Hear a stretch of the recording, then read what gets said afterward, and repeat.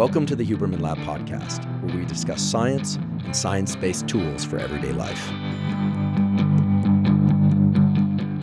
I'm Andrew Huberman, and I'm a professor of neurobiology and ophthalmology at Stanford School of Medicine. Today, I have the pleasure of introducing Dr. Duncan French as my guest on the Huberman Lab podcast. Dr. French is the Vice President of Performance at the UFC Performance Institute, and he has over 20 years of experience working with elite professional and Olympic athletes. Prior to joining the UFC, French was the Director of Performance Science at the University of Notre Dame, and he has many quality peer-reviewed studies to his name, exploring, for instance, how the particular order of exercise, whether or not one performs endurance exercise prior to resistance training or vice versa, how that impacts performance of various movements and endurance training protocols, as well as the impact on hormones such as testosterone, estrogen, and some of the stress hormones such as cortisol. He's also done fascinating work exploring how neurotransmitters, things like dopamine and epinephrine, also called adrenaline, can impact hormones and how hormones can impact neurotransmitter release. What's particularly unique about Dr. French's work is that he's figured out specific training protocols that can maximize, for instance, testosterone output or reduce stress hormone output in order to maximize the effects of training in the short term and in the long term. So today you're going to learn a lot of protocols. Whether or not you're into resistance training or endurance training, you will learn, for instance, how to regulate the duration of your training and the type of training that you do in order to get the maximum benefit from that training over time. So whether or not you are somebody who just exercises recreationally for your health, whether or not you're an amateur or professional athlete, or whether or not you're just trying to maximize your health through the use of endurance and or resistance training, today's discussion will have a wealth of takeaways for you. There are only a handful of people working at the intersection of elite performance, mechanistic science, and that can do so in a way that leads to direct, immediately applicable protocols that anybody can benefit from. Dr. French also provides some incredibly important insights about the direction that sport and exercise are taking in the world today and their applications towards performance and health. Before we begin, I'd like to emphasize that this podcast is separate from my teaching and research roles at Stanford. It is, however, part of my desire and effort to bring zero cost to consumer information about science and science-related tools to the general public. In keeping with that theme, I'd like to thank the sponsors of today's podcast. Our first sponsor is Roka. Roka makes eyeglasses and sunglasses that are of the absolute highest quality. I've spent my career working on the visual system, and I can tell you that everything about the way that Roka eyeglasses and sunglasses were designed was with performance in mind. First of all, they're extremely lightweight, so you actually forget that you're wearing them most of the time. Second of all, even if you get sweaty, if you're running or biking or it's a hot day, you're running around, just happen to be perspiring quite a lot, they don't slip off your face, which is terrific. They also have a great aesthetic, and they have a lot of different styles to choose from. The clarity of the lenses is superb. I don't think there's a match for the clarity of Roka glasses out there, and if there is, I'm not aware of it. They are absolutely crystal clear, and that's true in any environment, whether or not you're working in a dim environment or a bright environment. The clarity is unmatched. If you'd like to try Roka eyeglasses or sunglasses, you can go to roka.com, that's ROKA.com, and enter the code Huberman to save 20% off your first order. Today's episode is also brought to us by Helix Sleep. Helix Sleep makes mattresses and pillows that are uniquely tailored to your sleep needs. All of us have unique sleep needs, and we should be sleeping on a mattress that's ideal for us. If you go to the Helix site, they have a quick 2-minute quiz, asks you a number of questions about whether or not you sleep on your side, your back, your stomach, do you tend to run hot or cold, etc. Maybe you don't have the answers to those questions, which is fine. They'll match you to the mattress that's ideal for your sleep needs. I took that quiz, and about 10 months ago, I started sleeping on the Dusk Helix mattress. That's DUSK. That's the mattress that's ideal for me, and I'm sleeping better than I ever have before. So if you're interested in upgrading your mattress, go to helixsleep.com/Huberman, take their 2-minute sleep quiz, and they'll match you to a customized mattress, and you'll get up to $200 off all mattress orders and 2 free pillows. That's helixsleep.com/Huberman. Today's episode is also brought to us by Headspace. Headspace is a meditation app that's backed by 25 published studies. By now, I think most people have heard about or experienced the benefits of meditation. Improved focus, better sleep, reduced stress, more creativity and insight. There's just so many studies out there that support those claims. The challenge, however, is sticking to a meditation practice. And over the years, I confess there have been times when I've meditated regularly and then I stop meditating, even though it always provides benefits for me the first time I do it and every time I do it. With the Headspace app, it makes it very easy to meditate consistently because they have different types of meditations to select from, and they come in different durations. So sometimes I only have 3 or 4 minutes to meditate. They have those sorts of meditations. They also have longer meditations of 20 minutes or more. If you want to try Headspace, you can go to headspace.com/special offer. And if you do that, you'll get a free 1-month trial with Headspace's full library of meditations that you can use in any situation. This is the best deal offered by Headspace right now. So again, if you're interested, go to headspace.com/special offer. And now my conversation with Dr. Duncan French. Duncan French, great to see you again. Likewise. Thank you. I don't often have many Stanford professors in the Performance Institute, so I'm really excited. Oh, well, this place is amazing, and you have a huge role in making it what it is. The reason I'm so excited to talk with you is that you're one of these rare beasts that you have been involved in human performance and athletic performance at the collegiate level.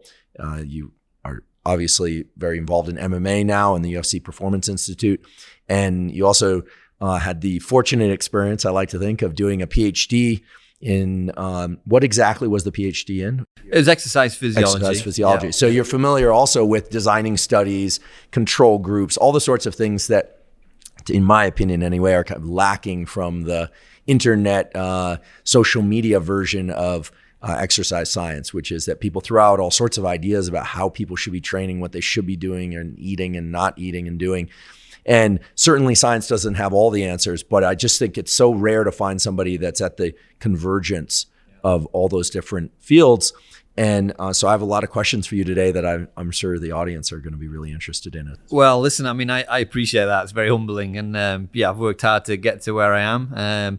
But I've always tried to be authentic. And I think authenticity comes alongside, an academic rigor and objectivity and insight and knowledge base, right? At the end of the day, it's about having confidence, having expertise, and being able to deliver that expertise to in my world, to athletes. And I think that's what I've always tried to do. I've tried to have many strings to my bow so that I can talk with many different hats on. One day I'm talking to a coach, the next day I'm talking to an athlete, the next day I'm talking to a CEO, the next day I'm talking to an academic professor. So I think being able to wear those different hats is certainly a skill set that I've tried to build throughout my career. And like I said, I've been blessed to work with I think it was 36 different professional or Olympic sports last time I counted. So it's been a wild ride. It's been great. Which of those sports was the most unusual?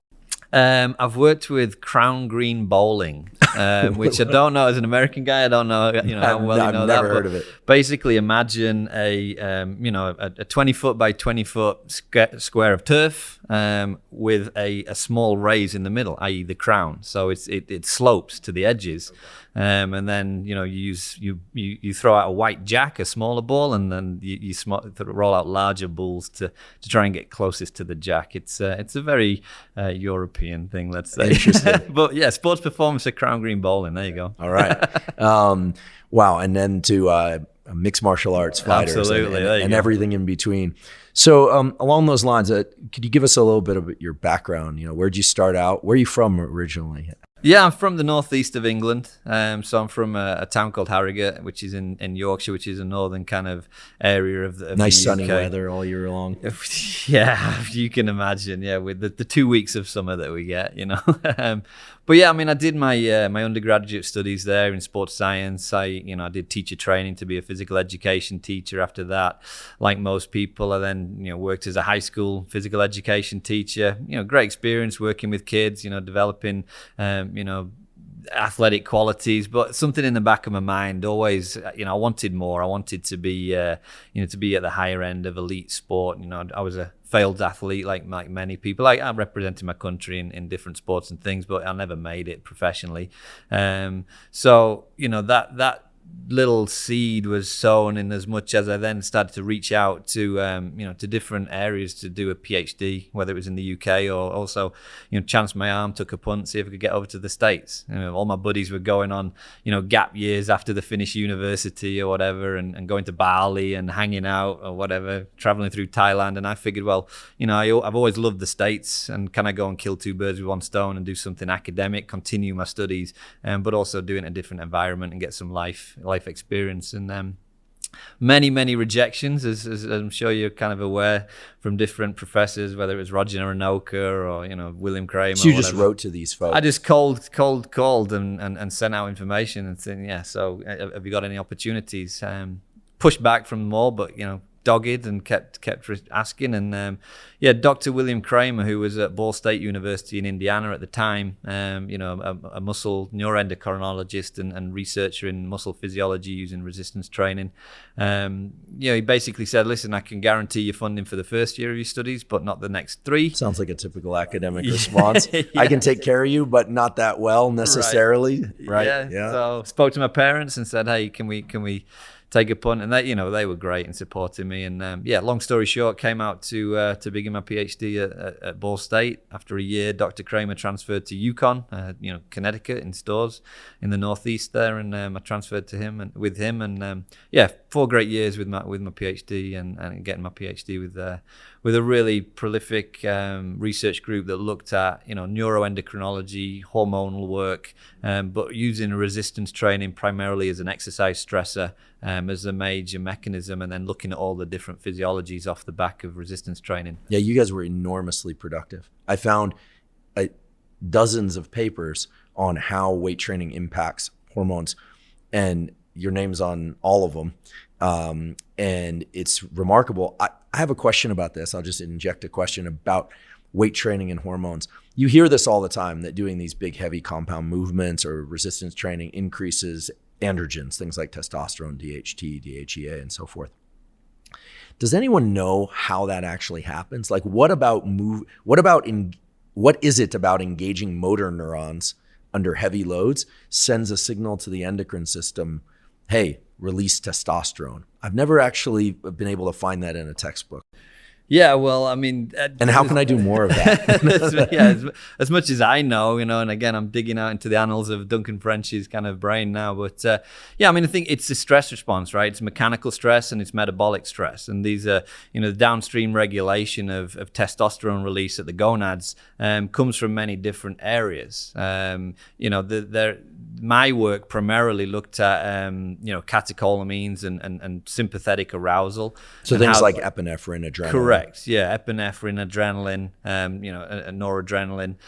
How they were signaling the signaling cascade using the HPA axis, releasing cortisol, and then looking at how that also influenced the adrenal medulla to release androgens, and then signaling that at the gonads. That raises an interesting question. So in presumably weight training in women, people who don't have testes, also it increases testosterone. Yes. And is that purely through the adrenals? When women lift weights, their adrenal glands release testosterone? Absolutely. I mean, that is the only area of testosterone release for females. And yes, it's the same downstream cascade. Obviously, the extent to which it happens is significantly less in females, but that's how there's good data out there that shows, females can increase their anabolic environment, their internal anabolic milieu, using resistance training as a stressor. And then they get the consequent muscle tissue growth, whether it's tendon, ligament, adaptations, the beneficial consequences of resistance training, which is driven by anabolic stimuli. Yeah, I have 2 questions about that. The first one is something that you mentioned, which is that the androgens, the testosterone comes from the adrenals under resistance loads in women. Is the same true in men? I mean, we hear that the testes produce testosterone when we weight train for men that have testes, but do we know whether or not it's the adrenals or the testes in men that are increasing testosterone? Yeah, more, both, a little bit from each? The field is divided presently, in as much as understanding the acute adrenergic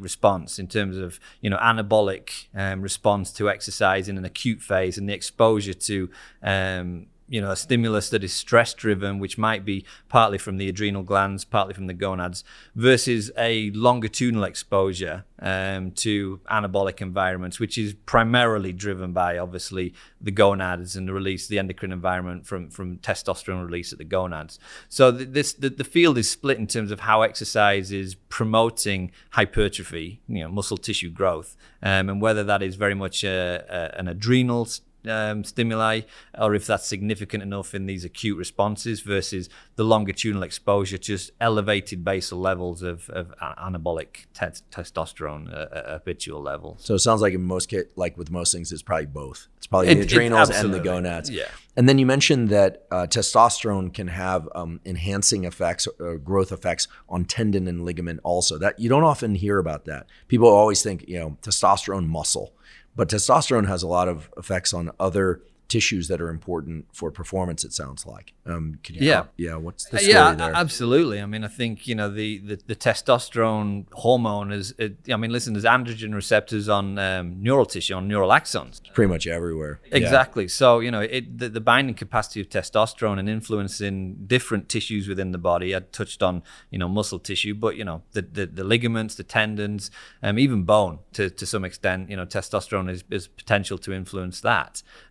In terms of removing osteopenic kind of characteristics, etc. So it's a magic hormone, let's say, with many end impacts in terms of adaptation. I definitely want to get back to your trajectory, but as long as we're on the interactions between androgens, testosterone and its derivatives and different tissues, from the work that you did as a Ph.D. student and throughout your career, could you say that there are some general principles of training that favor testosterone production in terms of that somebody who's not an elite athlete could use, somebody who's already adapted to weight training somewhat, like they know the difference between a dumbbell and a barbell, and they know the various movements. They're not going to damage themselves. But once they're doing that, I've heard shorter sessions are better than longer sessions, but in rep loads, now there's a lot of parameter space. But if you were going to throw out some of the parameters that you think are most important to pay attention to for the typical person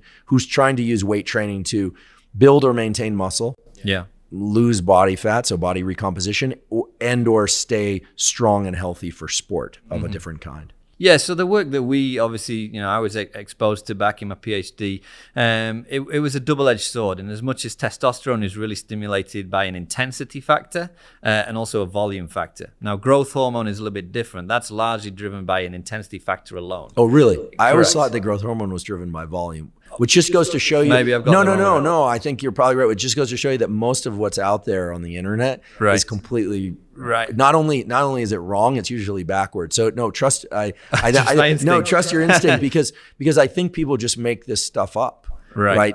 Because it's very hard to measure growth hormone and testosterone, and I can't imagine most of the stuff that I see out there. They're taking drips and measuring free versus bound and all this kind of stuff. But that's what you do in laboratories. Right, yeah. You look at total composition, then you look at how much of that is free circulating in the system, how much is bound and therefore biologically active, bound to a receptor, creating adaptation. But coming back to testosterone in terms of the training strategies, it's largely driven by both an intensity and a volume factor. So if you look at many of the exercise interventions that we use to try and investigate and interrogate testosterone, it was usually a 6x10 protocol. So you touch at 6x10 meaning 6 sets of 10 repetitions, which is it's quite a large, 60 repetitions is quite a large volume for a single exercise. And that was usually pitched at about 80% of a 1 repetition max intensity. Okay, so 80% of the 1 rep max, six sets of 10 reps separated by rest of like 2 minutes. 2 minutes, which is actually pretty fast, at least to me. Anytime you see these 2 to 3 minutes, when you're actually watching the clock, those 2 minute rest periods go by pretty fast. By the third, fourth set, you're dying for more. Yeah. And I think we formulated that kind of exercise protocol to really target the release of testosterone and try and drive up these anabolic environments to study the endocrine consequences. But I think that's the type of protocol that is most advantageous for driving anabolic environments. And that was it for the workout? Yeah, I mean, we would do that in a back squat. So, multi-joint, challenging exercise, multi-muscle, multi-joint, 80% load of your 1 repetition max, and then 6x10. We did play around with, your classic German volume type 10x10 kind of protocols, but they were just unsustainable at that 80%. The key to what we also did was we always adjusted the loads to make sure that it was 10 repetitions that were sustained. So if the load was too high and an athlete or a participant had to drop the weight on the 6th repetition, we would unload the bar and make sure they completed the 10 repetitions. Bringing me back to the point of it's an intensity and a volume derivative that is going to be most advantageous for testosterone release. That's really interesting. And one thing that you mentioned there is especially interesting to me, which is you said when you go from 6 sets of 10 repetitions to 10 sets of 10 repetitions, it's not as beneficial and might even be counterproductive. But to me, the difference between 6 and 10 sets is only 4 sets. It doesn't even sound that much. So that sort of hints at the possibility that the thresholds for going from a workout that increases testosterone to a workout that diminishes testosterone is actually a pretty narrow margin. Yeah, and I think it comes back to that intensity factor then. What we saw with that 10x10 protocol really sees pretty significant drop-offs in the load. And again, we're trying to stimulate with intensity, with mechanical strain through intensity, as well as metabolic strain through volume. And I think that's the paradigm that you've got to look at, is that the mechanical load has to come from the actual weight on the bar, and the volume is the metabolic stimulus. How much are we driving lactate? How much are we driving glycogenolysis in terms of that type of energy system for executing a 10x10 protocol? And what we often saw was just a significant reduction in the intensity capabilities of an athlete to sustain that. So we shortened the volume to try and maintain the intensity. Interesting.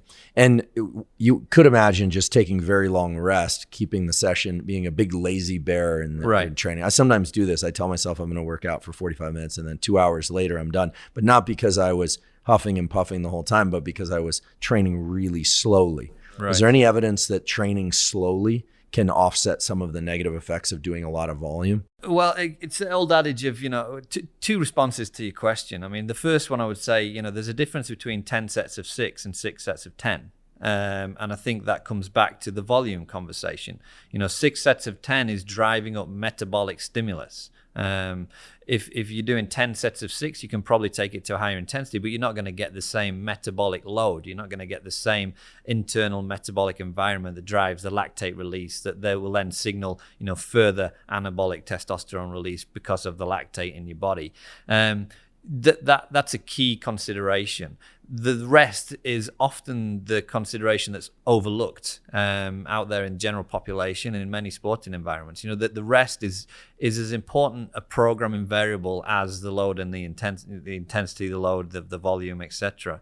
And yes, if you extend the volume, if you extend the duration of your rest periods, what you're ultimately doing is influencing that metabolic stimulus again. You're allowing the flushing of the body, the removal of waste products, lactate to be, removed from the body, and then the metabolic environment is reduced. So if I understand correctly, you want to create a metabolic stress. Absolutely. So the way that I've been training, slow and lazy, is not necessarily the best way to go. I could in theory do a 45 or 60 minute session where I pack in more work per unit time. I'm not going to be able to quote unquote perform as well. I won't be able to lift as much. I'm going to have to unweight the bar between sets, or maybe even during sets if I have someone who could do that. But it sounds like that's the way to go. So it's got to be, the old adage of high intensity, short duration is probably the way to go. Correct. And in layman's terms, if the same objective, the same training goal is just muscle tissue growth, and we're not talking about maximal strength or any of those type of parameters, we're just talking about growing muscle.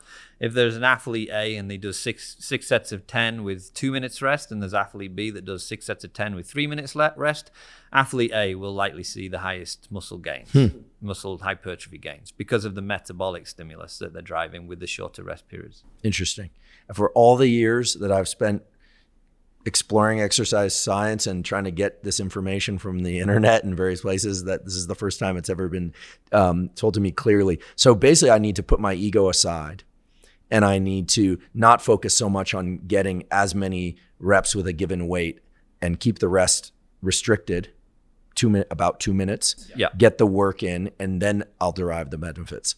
I mean, you've absolutely nailed it, to be honest. And again, if you think about human nature and how we approach, we're inherently lazy, right? As humans, we want to take that rest. We want to take the time out to recover and feel refreshed. But we're trying to create a training stimulus. We're trying to create a very specific stimulus internal to the body, and that is often driven by the metabolic environment at that moment in time. Now, if we allow the metabolic environment to change by extending the rest periods, we're not going to see as beneficial gains at the end of it. Very interesting. It is very much a motivational and ego thing. Rather than saying, okay, I'm going to push my loads as high as I can and really challenge maximal strength, do fewer repetitions, take longer periods of time. It's a completely different approach to training. It's a different end goal. Interesting. And you mentioned lactate. So it seems still a bit controversial as to what actually triggers hypertrophy. You hear about lactate buildup, or people, the common language is the muscle gets torn and then repairs. But I don't know, does the muscle actually tear?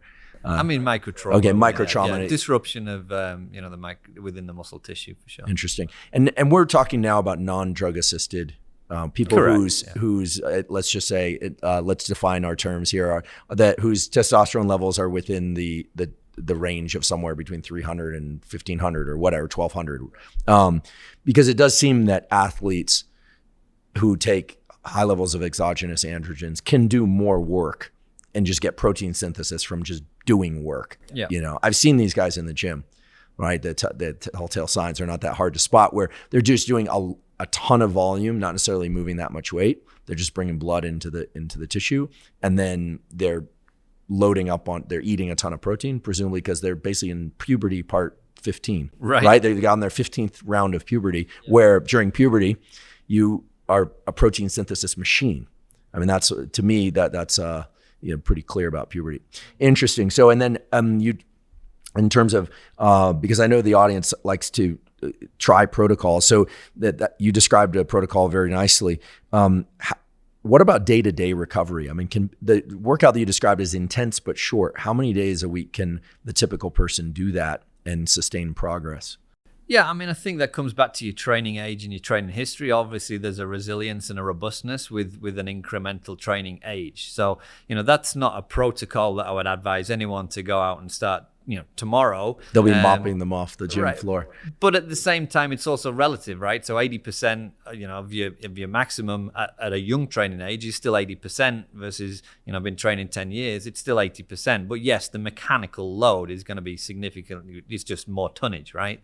But yeah, I think a protocol like that, we would look at two times, a week, something that's pretty intensive like that. Because again, it comes back to the point you make, is that you really need to be, for want of a better term, suffering a little bit through that type of protocol, both in terms of the challenge of the load, but also being able to tolerate the metabolic stress that you're exposed to. It's a bit of a sicko feeling, right? Because of the lactate that you're driving up. So I wouldn't promote as an athlete doing that type of modality, multiple times, unless you're from the realms of bodybuilding, and then you really that's the sole purpose of what you're trying to achieve. Most athletes in most sports have diverse requirements in terms of outcomes that they're trying to achieve. They're not just targeting muscle growth. Muscle growth is a conduit to increase strength, increase power, increase speed, obviously. So yes, trying to get bigger cross-sectional area of a muscle means that we can produce more force into the ground or wherever it may be if we're a locomotive athlete. But usually sportsmen and women are not just purely seeking muscle growth. They look for different facets of muscle endurance or maximal muscle power, muscle strength, so then you've got to be very creative in how you build the workout. If it's a bodybuilder, absolutely, they're chasing muscle growth, and they're going to do so with these types of protocols, which sees high intensities and high volumes of workload on a pretty regular basis. If it's just somebody, a weekend warrior that wants to keep in shape and look good, I would say, 2 times a week for a really challenging workout workout like that, and then flex the other types of workouts within the week to have more of a volume emphasis, where you reduce the intensity and you might just look at, larger rep ranges from 12 to 15 to 20. Another workout where you're looking at, reducing the volume but increasing the intensity and really trying to drive, a different stimulus to give you more end points of success. Mm-hmm. Great. No, that's really informative. Along the lines of androgens and intensity, when I think intensity, I think epinephrine, adrenaline.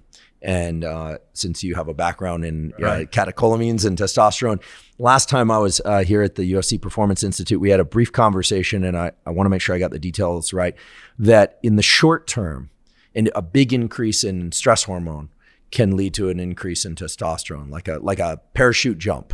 Correct. So stress can promote the release of testosterone. Yeah. That was news to me. Right. We always hear about stress suppressing testosterone, stress suppressing the immune system, all these terrible things. But in the short term, you're saying it can actually increase the release of testosterone. So I have that right? Correct. Okay. Yeah. And so then the second question is, does my cognitive interpretation of the stressor make a difference? In other words, if I voluntarily jump out of a plane with a parachute, does it have a different effect on my testosterone than if you shove me out of the plane against my will? Well, presumably with a parachute, right? Too. I mean, so this was what all my PhD work was looking at, was the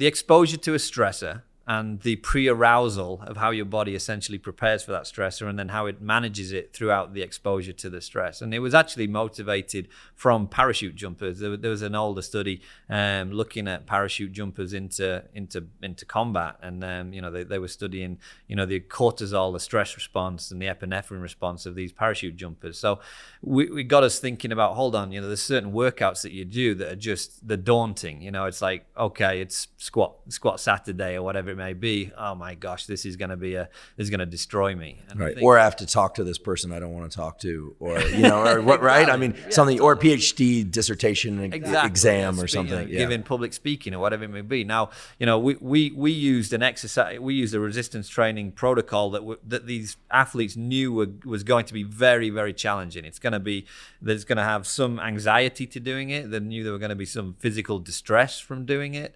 and therefore, their mindset of how they were going to approach that was already set. So what we saw 15 minutes prior to the start of an exposure to the workout, the epinephrine, the noradrenaline, the adrenaline was already starting to prepare the body sympathetically to go into what it knew was going to be a very, very challenging workout. So that brings you back to, exercise preparation, preparation for certain competition,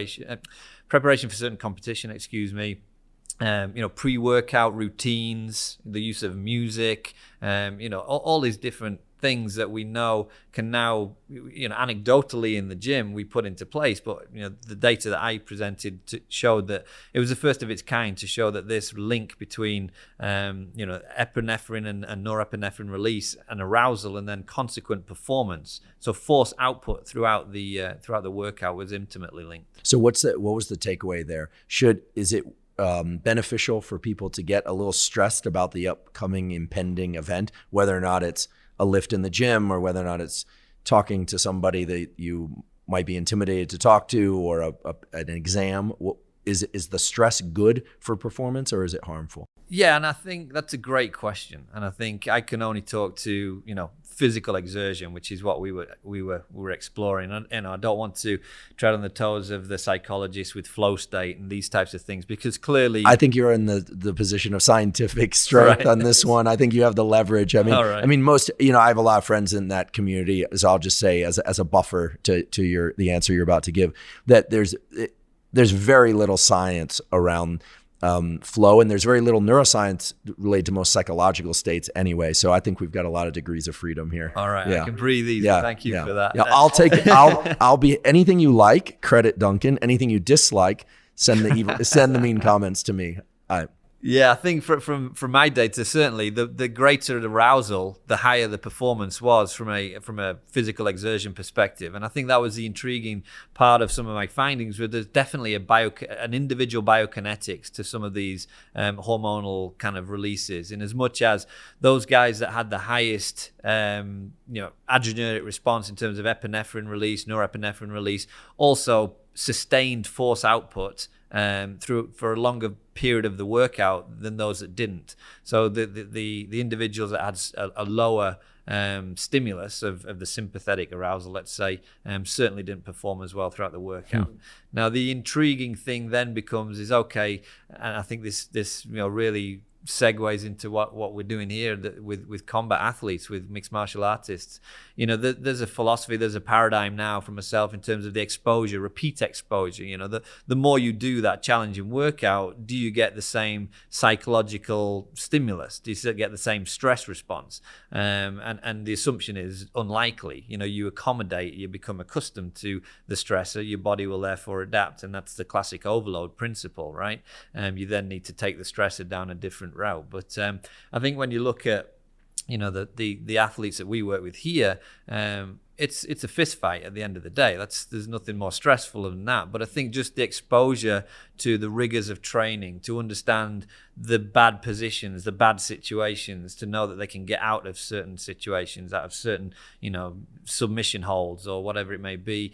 I think that really ties in with some of my PhD work in terms of what these guys do to approach what is, a really challenging sport and arena in mixed martial arts. Yeah, it's definitely the extreme of what's possible in terms of asking, does stress favor or hinder performance? Because, like you said, at the end of the day, it's someone trying to hurt you as much as they possibly can within the bounds of the rules, and you're trying to do the same. So that's, I find that your thesis work fascinating. Were you never to be at the UFC Performance Institute? Luckily, they made the right choice and brought you here. But were you never to come here? I was still fascinated by this, because over and over we hear that stress is bad. Stress is bad. Stress is bad. But everything I read from the scientific literature is that stress, and epinephrine in particular, is coupled to the testosterone response to performance and to adaptation, provided it doesn't go on too long.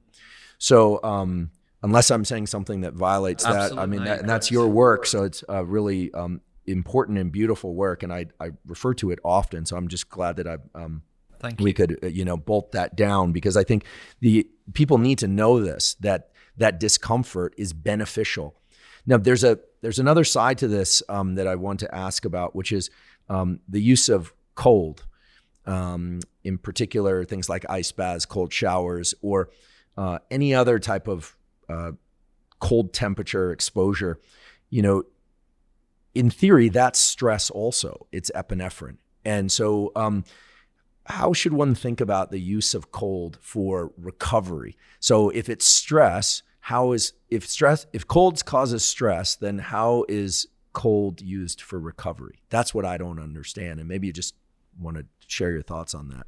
Yeah, no, and I think it's a great question, and I think the jury is still out there, certainly, knowing some of the conversations that we've been having. But I think when we talk about stress, it's your classic fight, flight, or freeze approach, and throwing your body into a cold tub, an ice bath, or whatever it may be, certainly is going to have a physiological stress response. Now, people are using that for different end goals. And again, I think that's where the narrative has to be explained.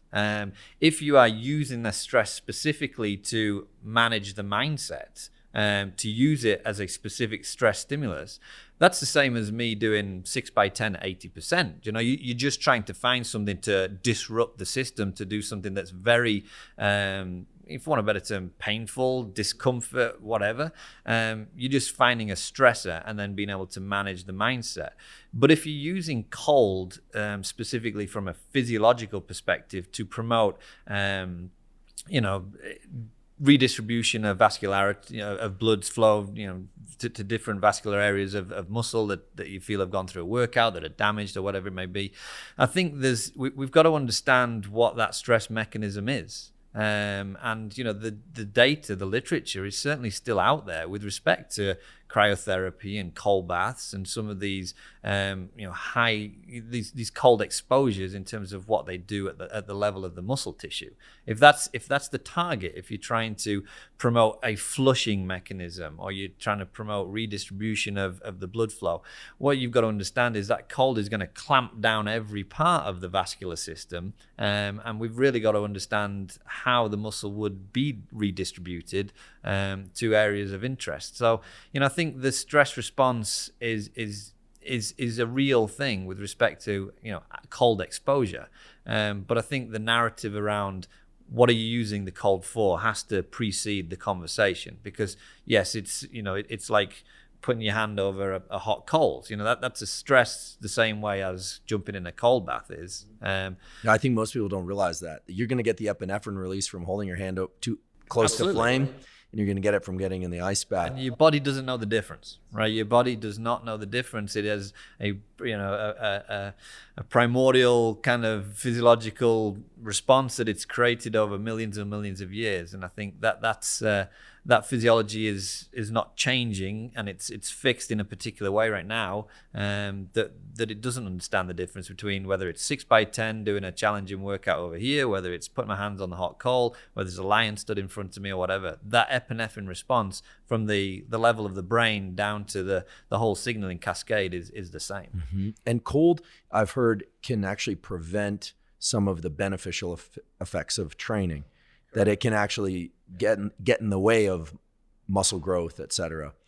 Yeah, there's some pretty robust data out there now showing that it definitely has an influence on performance variables like strength and power in particular, but absolutely in terms of muscle hypertrophy. And there's a big kind of theme in the world of athletic performance right now in terms of periodization of cold exposure as a recovery modality. When do you use cold? Should you be using cold for recovery in periods of high training load when you're actually pursuing, maybe general preparatory work, where you're actually trying to pursue muscle growth? Well, that's usually where you get the most sore. It's usually where, you feel the most fatigued. But it's probably not the most beneficial approach to use an ice bath in that scenario, because you're dampening, you're dulling the mTOR pathway and the hypertrophic signaling pathway. Whereas in a competition phase, where actually quality of exercise and quality of execution of skill and technical work has to be maintained, you want to throw the kitchen sink of recovery capabilities and recovery interventions in that scenario, because the muscle building activity should be in the bank. That should have been done in the general preparatory work, and now you're focusing on technical execution. So you're absolutely right. No, it's interesting. So if I understand correctly, if I want to maximize muscle growth or power or improvements and adaptations, then the inflammation response, the delayed onset muscle soreness, all the stuff that's uncomfortable and that we hear is so terrible is actually the stimulus for adaptation. And so using cold in that situation might short circuit my progress. But if I'm, I don't know that I'll ever do this, but if I were to do an Ironman or something, or run a marathon under those conditions, I'm basically coming to the race, so to speak, with all the power and strength I'm going to have. And so there, reducing inflammation is good because it's going to allow me to perform more work, essentially. Absolutely. Yeah, you have to be strategic about when you use some of these interventions. And, the time when you're preparing for a competition is not the appropriate time. Is the appropriate time when you want to drive recovery and make sure that your body is optimized. When you're far away from a competition, date, or, out of season or whatever it may be, and you're really trying to just tear up the body a little bit to allow it to its natural, healing and adaptation processes to take place. Well, you don't want to negate that. You want the body to optimize its internal recovery, and that's how muscle growth is going to happen. So interesting. There's a time kind of consideration that you need to make with these interventions for sure. At the UFC Performance Center, are the fighters periodizing their cold exposure, or are they just doing cold at will? Well, it's not just the UFC. And again, I talk about my personal experiences with different sports. I think just education around where science is at and our understanding of concepts like the use of cold exposure for recovery, ice bath. Everyone wants to jump in an ice bath, but I think as we've stepped back and scientists have started to figure out and look at some of the data, we're now more intuitive about, well, actually that might not be the best or the most optimal approach. And I think that's any given sport. So yes, certainly here at the UFC, we're trying to educate our athletes around, appropriate timing. And it's the same with nutrition. It's the same with an ice bath intervention. It's the same with lifting weights. It's the same with going for a run or working out on the bike. There's tactics to when you do things and when you don't do things. And I think, stress and cold exposure, we have to have a consideration around that as well. But it's not just, MMA fighters. That's any athlete. And I think it's the best professionals, the most successful professionals do that really well. They listen, number one, they educate themselves, and then they build structure. And I think, at the most elite level, we always talk about it here at the UFC, but at the most elite level, you're not necessarily training harder than anybody else. Everybody in the UFC trains hard. Like, everyone is training super hard. But the best athletes, the true elite levels, are the ones that can do it again and again and again on a daily basis and sustain a technical output for skill development. Therefore, their skills can improve, or physical development, their physical attributes can improve. So that ability to reproduce on a day-to-day basis falls into a recovery conversation. Now, when is the right time to use something like an ice bath and when isn't, is part of the high-performance conversation for sure. So really, they're scientists. They're building structure. They're figuring out variables. Yeah. But it sounds like the ability to do more quality work over time is one of the key variables. I mean, it's fundamental. I mean, garbage in, garbage out. Quality in, quality out. But in our sport, I talk about, mixed martial arts, it's truly a decathlon of combat. So there's so many different attributes, whether it's a grappling, whether it's a wrestling, whether it's a transition work, whether it's a stand-up striking. So the different facets of a training program in this sport are significantly large compared to something like, a wide receiver in football. And that's no disrespect for wide receivers, but they run routes. They're going to run a route, a passing tree, and that's all they need to do. These guys have to be on the ground. They've got to be great on the ground. They've got to be great standing up. They've got to be great with the back against the fence. So there's so many different kind of facets to our sport. So managing the distribution of all the training components is one of the biggest challenges of mixed martial arts. And the best guys get that right.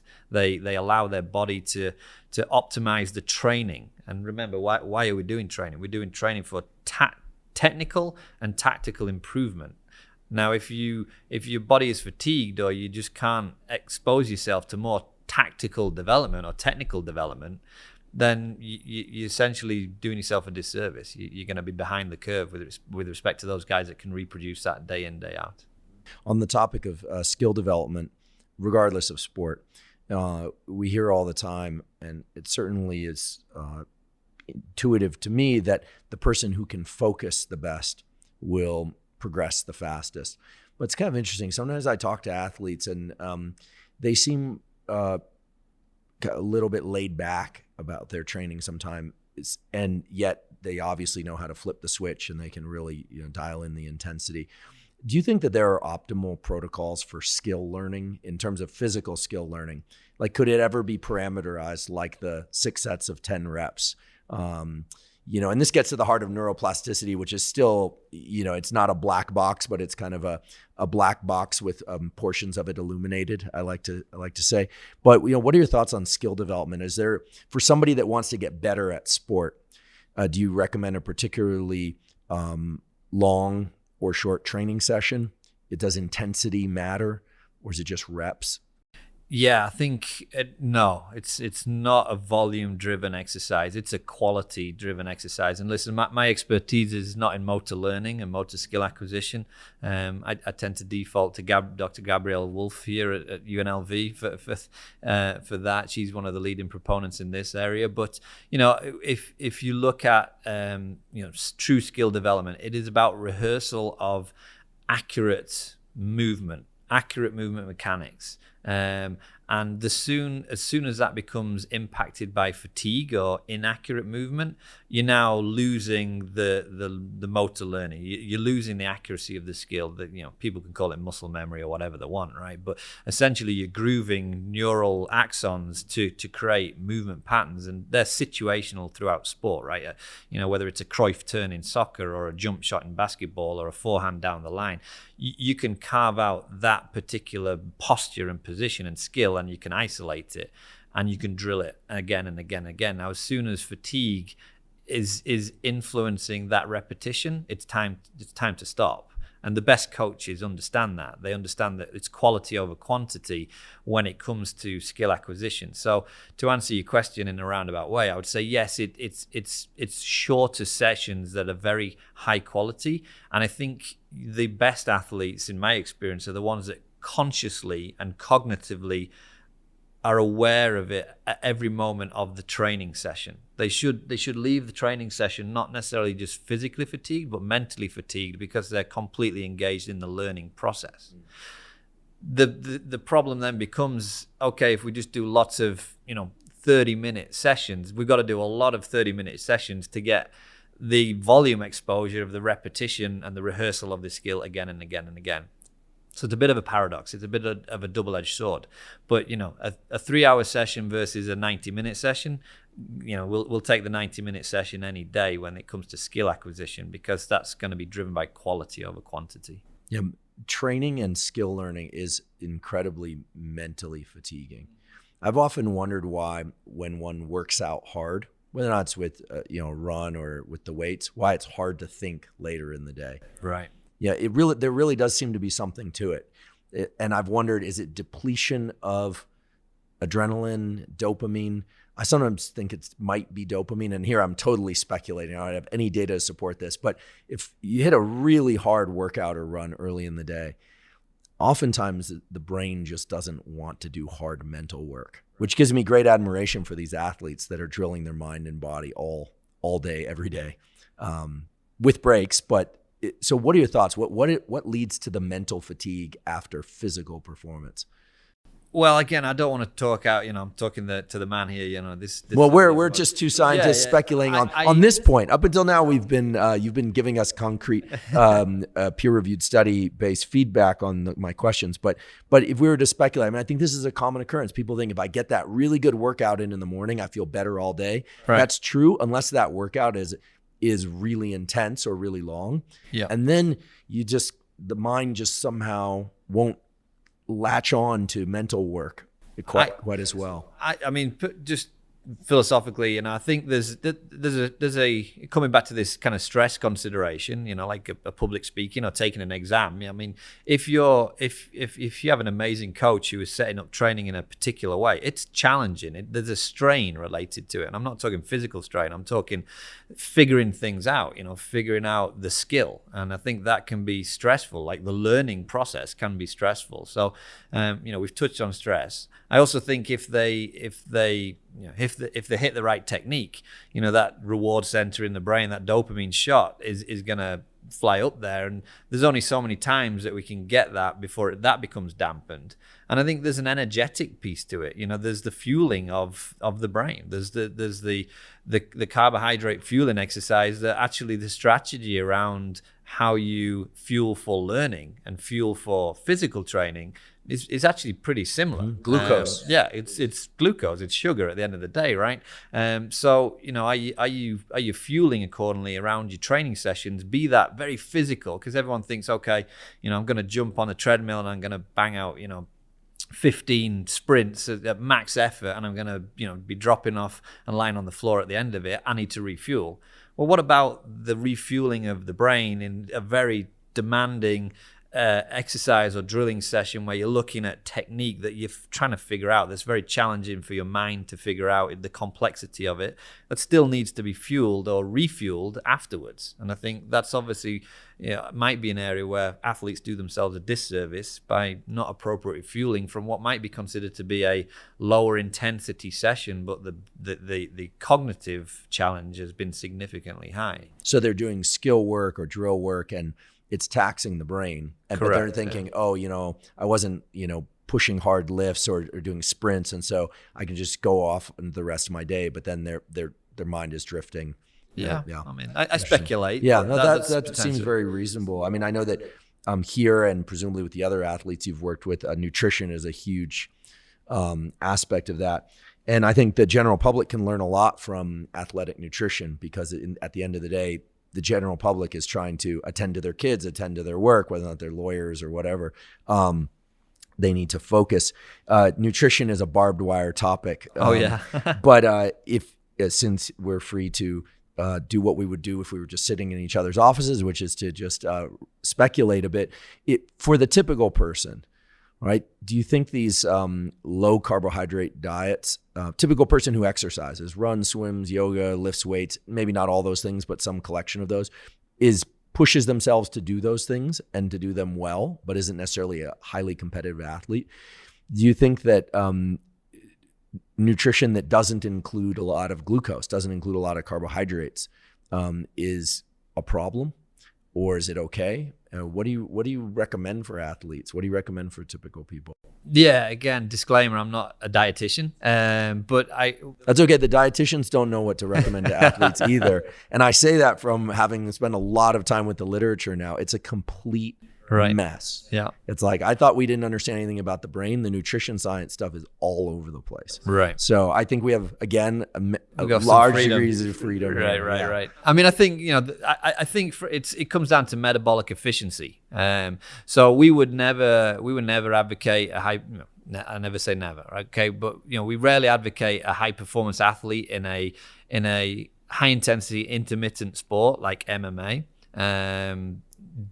Being totally ketogenic or you do not recommend that. No, because at the end of the day, some of those high intensity efforts usually require carbohydrate fueling for the high and the energy produced at those high intensities. So we try to navigate around that. Now, there are fighters in the UFC and elsewhere. Matt Brown is a great example, who promotes the ketogenic approach, and it works for him. But we look at the science and the nature, the characteristics of our sport, and we don't necessarily promote that. Can I interrupt you real quick? What about ketones for people that are ingesting carbohydrates? This is an interesting area because people always hear ketones and they think, I have to be ketogenic to benefit from taking ketones. Right. But there are a number of athletes and recreational athletes now as well taking liquid or powder-based ketones even though they do eat rice and oatmeal and bread and other things. So are there any known benefits of ketones even if one is not in a state of ketosis? So the use of ketones that I'm primarily aware of is in our sport is after the event, in terms of the brain health with athletes that take, potentially taking trauma to the brain, etc., and looking to maintain the fueling and the energy supply to the brain. But yes, it's probably a little bit out of my remit, so I don't want to talk on that because I'm not fully familiar with that. Well, I've heard that ketones after head injury can provide a buffering component. Correct. It's not going to reverse brain damage, but it might be able to offset some of the micro damage. Right. So that's how we use it, just to sustain the energy supply to the brain that might be compromised through brain trauma. So that's why we use ketones. To come back to your original question, if it's a general population, then yes, I think there's a place to argue that actually being on a ketogenic diet at times, and maybe that's to cycling exercise, maybe not. I don't mean cycling a bike. I mean cycling ketosis. Is beneficial because I think it's going to lead to better metabolic management and metabolic efficiency at those lower intensities where we should be fueling our metabolism with lipids and fats. Clearly, the Western diet and the modern day diet is heavily driven by processed foods and carbohydrates that people become predisposed to utilization of that fuel source above lipid use, fat use, at intensities that are very low. So, some of our data with the fighters shows that as well. But I think the challenge for us is that we're working with a clientele that require high intensity bouts of effort.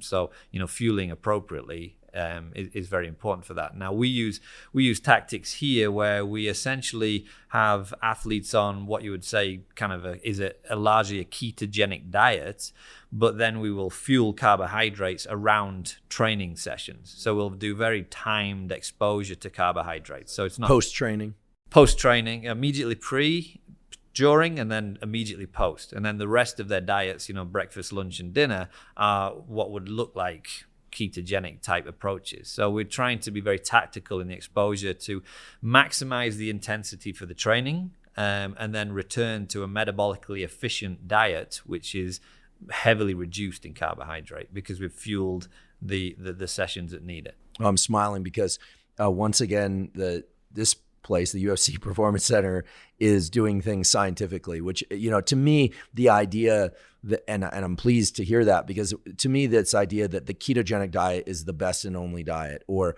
carbohydrates and low protein diets are the best diet, it's ludicrous. Right. Then you mentioned metabolic efficiency.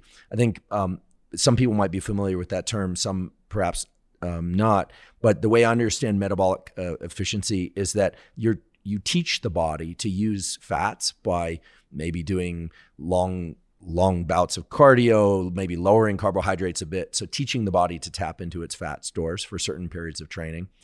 And then you also teach the body to utilize carbohydrates by supplying carbohydrates immediately after training and before training. You teach the body to use ketones, and then you use them at the appropriate time, as opposed to just deciding that one of these fuel sources is good and all the others are bad or dispensable. Do I have that correct? You nailed it. Okay. I mean, from Bob Seebahar, is formerly of USA Triathlon, is the guy that kind of came up with the concept of metabolic efficiency. But yes, you're absolutely right. I mean, at low intensities of exercise or just day-to-day living, we shouldn't be tapping into our carbohydrate fuel sources extensively. That's for higher intensity work, or the fight or flight needs of stress. If athletes or any individual has a high carbohydrate diet, they're going to start to become predisposed to utilizing that fuel source preferentially. Now, at low intensity, that can be problematic, certainly for an athlete, because if they preferentially use carbohydrate at lower intensities, when the exercise demand goes to a higher intensity, they've already exhausted their fuel stores. They can't draw upon fat because the oxidation of that fat is just too slow. So they're essentially now become fatigued because they've already utilized the carbohydrate stores.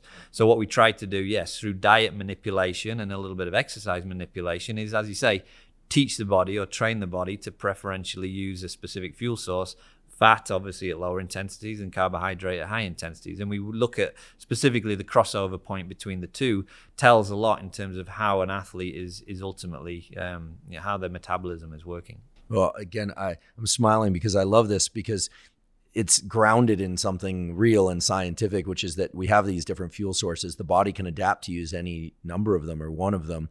I think most people are looking for that one pattern of eating, that one pattern of exercising that's going to be best for them or sustain them.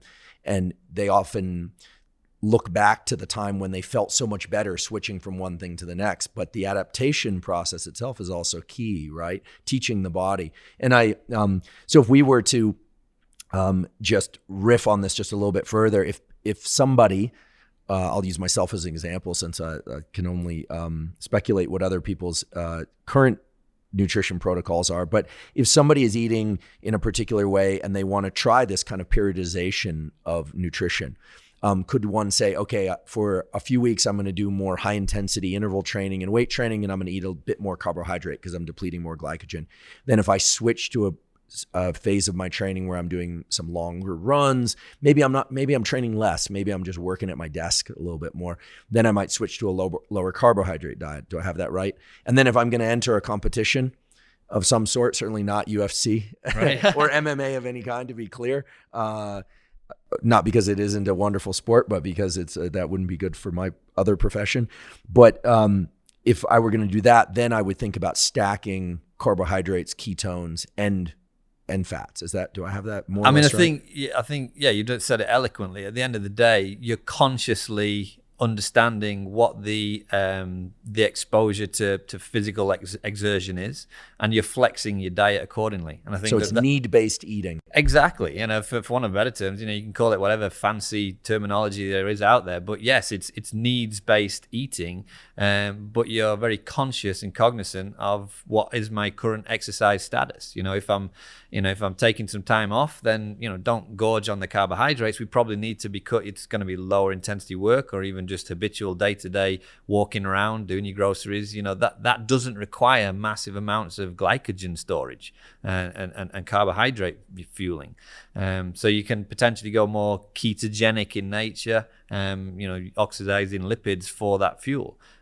If you are in a high period of high intensity training, then you have to consciously flex your diet to support that. That's not normal. You've made a change. You've elevated the demand. So the fueling requirements for the regenerative, not only fueling the exercise, but the regenerative requirements of your body after that type of work is going to be really important as well. So yes, take on more carbohydrates. So I think it's consciously interpreting the nature of your diet against where you are at any moment in time. Yeah, like that. I think the listeners of my podcast generally are experimenters. They are scientists of themselves, which makes me happy, obviously. And I like to think that they're paying attention to the changes they're making and how they're affecting themselves. And they seem more open to trying things, provided they can do it safely, and seeing what works for them. And I'm certainly going to try some of the change up. I also am really a creature of habit. And I think talking to you today, I realize I'm probably doing a number of things truly wrong in my training, but also that I don't tend to vary my nutrition with my training quite as much as I should. I'm just locked into a protocol. We covered a number of things related to your PhD thesis work, and then but I cut you off early on related to your trajectory. After you finished your thesis, I know you were at Notre Dame for a while. Was that your first spot after your PhD thesis? No. I basically finished my PhD and I dropped into the British Olympic system for about 14 years. Oh my! I was with I've done 3 full Olympic cycles with different sports, and largely a strength and conditioning coach as a practitioner. I was always working in universities and academia alongside, in terms of continuing to publish and write and do research and teach as well. Because that explains the huge volume of publications. Yeah. I don't think people realize the work that goes into getting a quality peer-reviewed publication. It's not what do they call it now on Instagram? Anecdata, where people do something they have this experience and then they put it in the world. Anecdata are, I don't even know that we should call it data, but so 14 years in working with the British Olympic team. Yeah, so with whether it was GB boxing, primarily with the Rio, the Beijing cycle, but also lightweight rowers and gymnastics. For the London Olympic Games, that cycle I was the lead strength and conditioning and physical performance coach for British basketball, so GB basketball. I had about 3 years in the English Premier League with Newcastle United and the soccer team, and then for the Rio Olympic cycle, I was with Great Britain Taekwondo. So again, another combat sport. After I'd finished there, I kind of moved to the University of Notre Dame, where I went into more of a managerial position, working across all the different technical services: medical, nutrition, strength and conditioning, psychology, sports science, whatever it may be, as the director of performance sciences for Notre Dame Athletics. And then after about 16 months there, the UFC came knocking, and they recruited me out of Notre Dame. So it's been a great ride, and lots of I've got lots of athletes have taught me a lot along the way. Lots of coaches, every day is a school day. I still try and keep that mentality, and in this world we call it white belt mentality. It's I'm a PhD. I've got 25 years of experience in high performance sport, but I still learn every single day from these people out on the mats and in the ring, and it's impressive to see what they do. Yeah, it certainly is. I got introduced to MMA just a few years ago. I think the first time I came out here was one of the first times I'd heard of MMA, because I was kind of in my laboratory and nose down. And it's a really interesting sport because it incorporates so many different types of movement, as you said. It's not just stand-up boxing; it's just kicking. It's ground game, everything. And I'm still learning about it.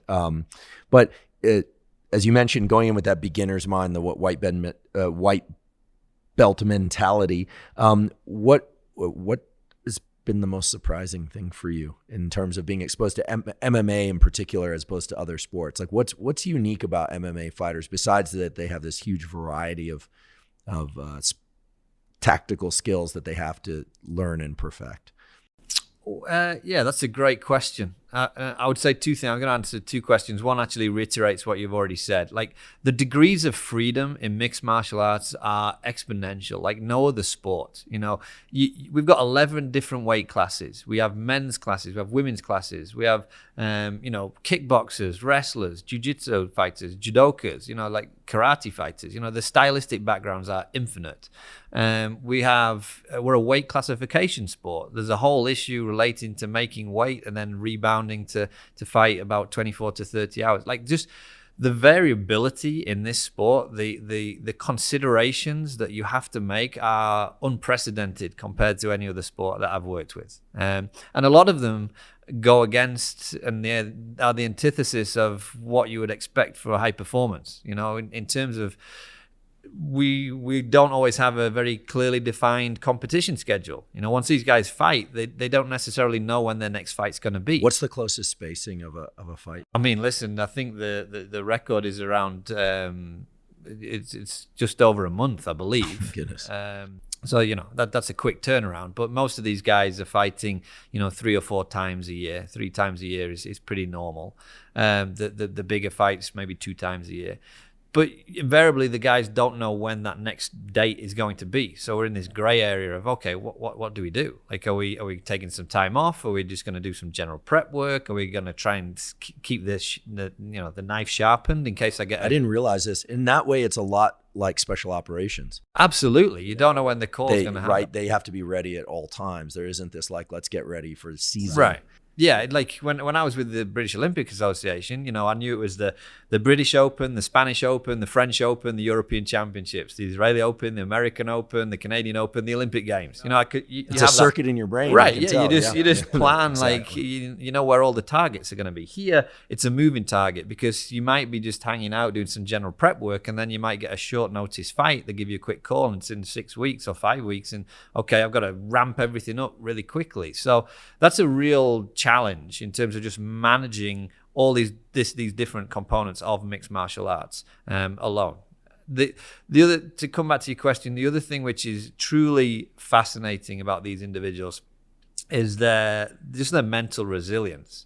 And again, we've touched on it in the talk, but the ability to do what they do on a daily basis, to look at all the different skill sets that they have to try and engage in and bring into their training, to do that and embrace the grind, embrace the process of just learning. The physical side of our sport is unprecedented, but the mental side, we have a funny saying here. We always say it's 90% medical, 90% mental, apart from the 60% that's physical. So it's just more and more and more. And these guys' ability to just do that on a daily basis is very impressive. Like, the resilience, their internal drive and their resilience is really impressive to see. Yeah, all the fighters I've met here have been really terrific. It's interesting. Every time I meet a fighter, how often I shouldn't be surprised anymore. They're often very soft spoken. Right. They're always extremely polite. Yeah. And fighting is such a it comes from a very primitive portion of the brain. Right, but a large portion of the brain nonetheless. But I think that's another skill, is that switch, and again, that's the recoverability piece, right? Like, you cannot be type A, or you cannot be like supercharged 24 hours a day, because you're going to just fry your system, right? And I think that's something else where we're really trying to manage this whole process, be it through nutritional interventions, be it through education around sleep, be it through training program management, be it through psychological interventions. You could look at fighters and say, like, these guys are go, like, they're red alert and they'll run through a brick wall. But actually, again, their ability to turn it on and off means that they can do what they do. They can bring it down and be very normal, very, very polite, very, accommodating. Maybe even better than most people, because, one of the reasons I'm obsessed with human performance and high performance and people like fighters and, elite military or even bodybuilders for that matter, is that they experiment. Yeah. They find the outer limits of what's possible, but one of the things that they have discovered, as you're describing, is this ability to toggle between high alert states and calm states. Most typical people can't do this. They see something that upsets them on the internet or something on the news, or some external event pressures down on them, and they're stressed for many, many days and weeks, and sometimes it goes pathological, right? And this, I don't say this as a criticism, it's just that most human beings within our species, most members of our species never learn to either flip the switch or to just voluntarily toggle between states. I think athletes learn how to do that extremely well. And it sounds like MMA fighters do that even better than perhaps many other athletes. I mean, yeah, there's the odd one or two that would struggle with, but I think in terms of that chronic exposure, we see that coming from challenges around, cyclical weight cutting and metabolic disruption and metabolic injury, not necessarily from the psychological drive. They do understand that this is a job for them, and the time on the mats, most of them can turn it off a little bit and downgrade things when they're off the mats. It's impressive to see, because again, like as a layman, just looking at the fight game, you think it's going to be crazy, chaotic, 100 miles an hour every hour of every day, but that's clearly not the case. They manage their energy and their efforts pretty well. It's a little bit like science, although maybe scientists could take a lesson from them. Is it that evidence-based practice or practice-based evidence, right? I like that. That's good. A couple more questions. I can't help myself. I know we talked about temperature earlier when we discussed cold, but I can't help myself. I have to ask you about heat, because earlier we were having a conversation about heat adaptation, about how long does it take for the human body or athlete or typical person that's maybe exploring sauna or things of that sort to learn to be a better sweater. It sounds like something none of us would want to do. We all want to stay cool, calm, and collected. But one of the reasons to deliberately expose oneself to heat is for things like growth hormone release, et cetera. We can talk about this, but a couple questions. One, is heat exposure stress in the same way that the ice bath or cold exposure is stress? The second one is there any difference there? That's important. And the other one is, how does one get better at heat adaptation? Or at least what are you doing with the fighters to get them better at dealing with heat? How long does that take? So the first question, just because I threw 3 questions at you, is heat stress like cold is stress? Yeah, I think it is. And I think, heat shock proteins, for example, are driven by that stressful exposure to a changing environment. So I think, we do graded response in terms of heat acclimation strategies. But yes, as we've touched on it earlier in the conversation, for me, heat is still a stressor. And if it's managed incorrectly, you can have detrimental responses rather than beneficial responses. So barring like hyperthermia and death, obviously you heat up the brain too much, people will have seizures and die, but you lose neurons. But what's the right way to acclimate heat? Taking into account that people are, should check with their doctor, et cetera. We do all these disclaimers, but let's just say I want to get better at dealing with heat, or I want to extract more benefit from heat. How many minutes a day are people typically exposing themselves to heat? How often, and over what periods of time? Yeah, so we normally start with about 15 minutes of exposure. Now, if someone's really lacking acclimation to heat, you can do that in 3-5 minute efforts. Do you know what I mean? And actually this take is hot sauna. Yeah, hot sauna. Take time to step 200 degrees or something like correct. Fahrenheit. Yeah, 200 Fahrenheit. Yes, and we try to work up to 30 to 40 minutes to 45 minutes in the sauna continuous. Now we have to understand, what's the advantage of heat acclimation for our athletes? Ultimately, their ability to sweat and to lose, body fluids is going to be advantageous to their weight cut process, their ability to make weight. It is a technique that some of these guys adopt. So if you don't have, high sweat rates, it means you're going to have to sit in the sauna for longer and longer and longer to get the same delta in sweat release. So the more acclimated you are, the more your body is thermogenically adapted, the more sweat glands you have, there's more pores, you can sweat more, and therefore you'll lose that fluid quicker and you spend less time in the sauna. So that's why we do it, to try and promote to limit the exposure. And it comes back to your first question: is it a stressor? Absolutely, it's a stressor. If you've got to spend 2 hours over a 4 hour period, 2 hours of it sat in a sauna because where the phone doesn't work, so you can't. People divorce them from their phone, and that's a stressor in itself. Right. I mean, yes, I think there's a what we do is we like anything, we build up in temperature, but we build up in volume of exposure. So we start with 15 minutes, and then we just try to add on across a time. And now for us, we kind of found about 14 sauna exposures starts to really then drive the adaptations that we're looking for. So it's not a quick fix. A heat acclimation strategy has to happen long before fight week or long before the fights. This is a process that has to begin 8 to 10 weeks before the fight, so that we can actually get that adaptation and that tolerance to the stressor, to the exposure of heat. This is interesting. Until today, when we were talking about this earlier and again now, I didn't realize that, but it makes perfect sense now that I hear it, that heat adaptation is possible, that you basically can train the body to become better at cooling itself, which is what sweating is. I mean, I should have known that before, but you don't see that in the textbooks. And so, I mean, listen, it's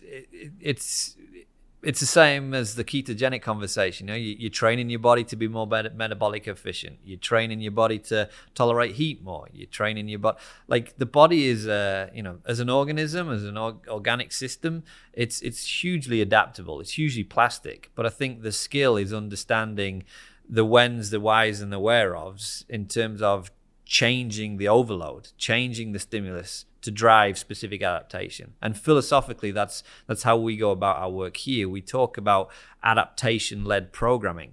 Now, adaptation-led programming fits into every single category, not just lifting weights or running track. It fits into nutrition. It fits into sitting in the sauna. It fits into being in a cold bath or not. It fits into so many different things because we're driven by scientific insights. And that's how we really want to go about our business. I love it. I love this concept of adaptation-led programming, and doing that not just in the context of, throwing another plate on the bar or something like that, but in every aspect of one's training and performance. And I think there's a lot here that's applicable to the recreational athlete too. Yeah. Would you say that, what comes to mind is 12 weeks. It feels like 12 weeks is a nice block of time for someone to try something, in terms of to try something new, see how they adapt, and then maybe switch to something new. I realize that it's very hard to throw a kind of time frame around something. But in terms of, if someone wanted to experiment with heat adaptation or experiment with cold adaptation or change up their training regimen or diet and look at metabolic efficiency, do you think 12 weeks is a good period of time to really give something a thorough go and gain an understanding of how well or how poorly something works for oneself? Or would you say 8 is enough, or 3?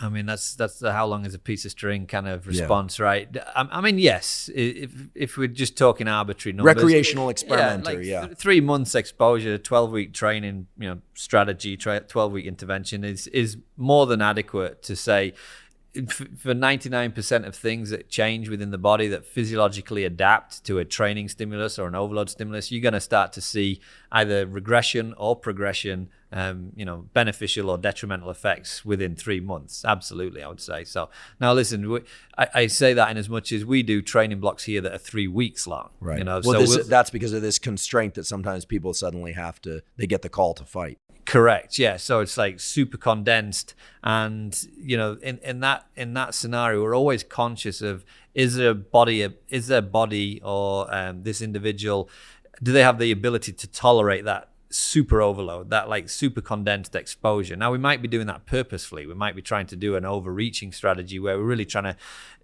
damage or flex something, and I don't mean like negatively damage, but like we're trying to damage tissue to really get an adaptive response, versus a more drawn out 12-week strategy, which is more coherent, more planned out, more structured in nature. But for all your listeners, I would say if 12 weeks to engage in a process of trying to change and adapt your body or expose yourself to something is more than sufficient to see if it's going to be the right approach for you. And I think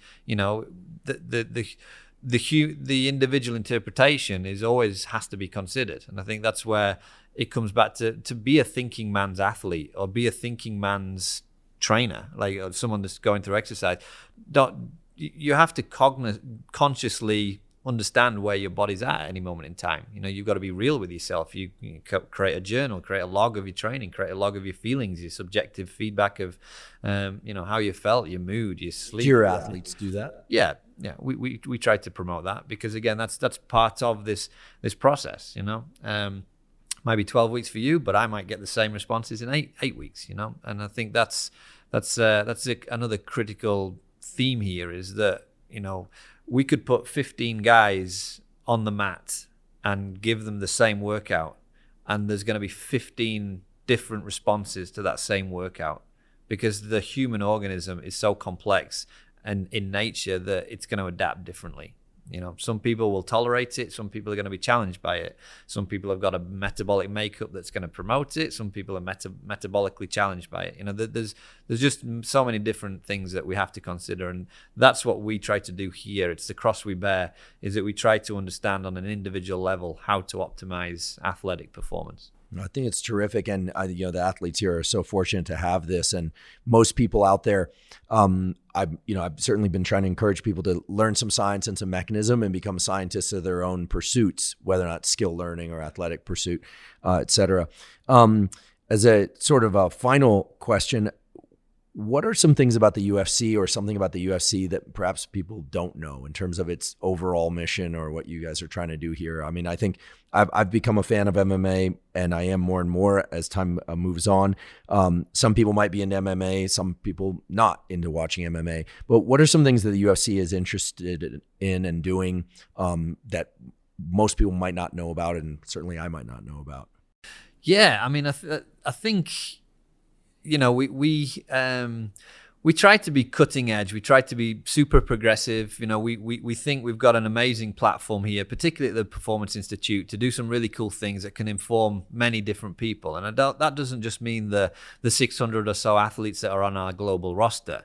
What we're trying to do is influence global community around optimizing human performance. So, any moment in time, we're engaging in different technologies with different vendors, different partners, exploring opportunities to, learn more, share data, understand what's the best mechanisms for, interpreting your body, interpreting how your body's responding to training, interpreting, your nutrition or whatever it may be. We're in a really privileged position to do that.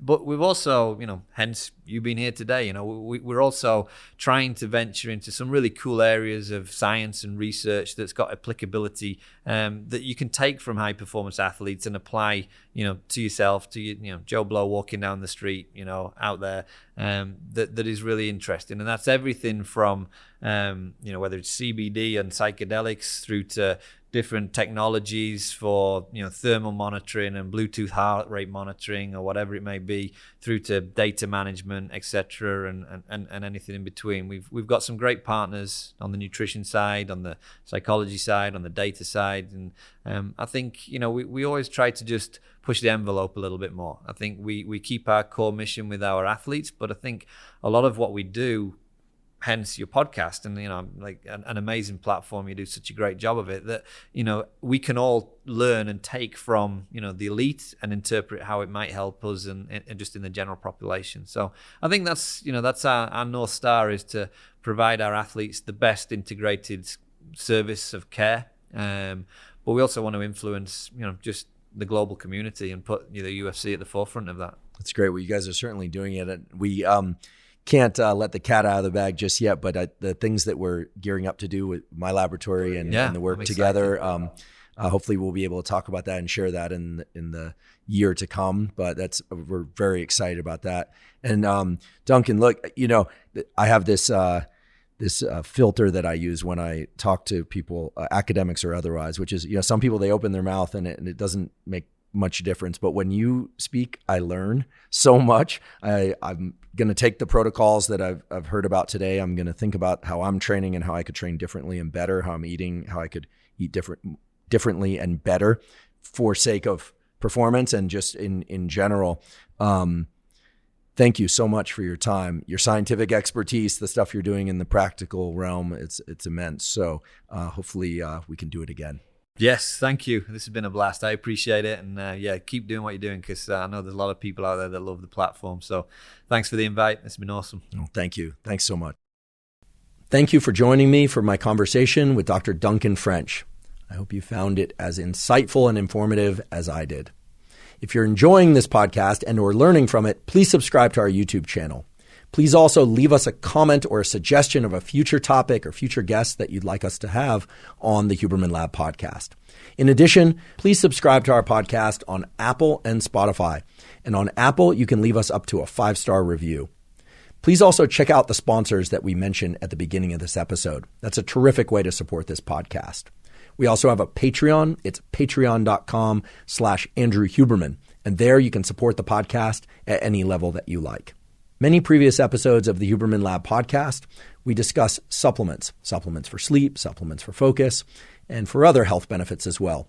While supplements may not be for everybody, if you're going to use supplements, you want to make sure that those supplements are of the very highest quality. For that reason, we've partnered with Thorne, Thorne, because Thorne supplements are of the very highest quality, and the amounts of ingredients listed on the label of Thorne supplements precisely matches what is actually contained in those capsules, bottles, and pills and powders and so forth.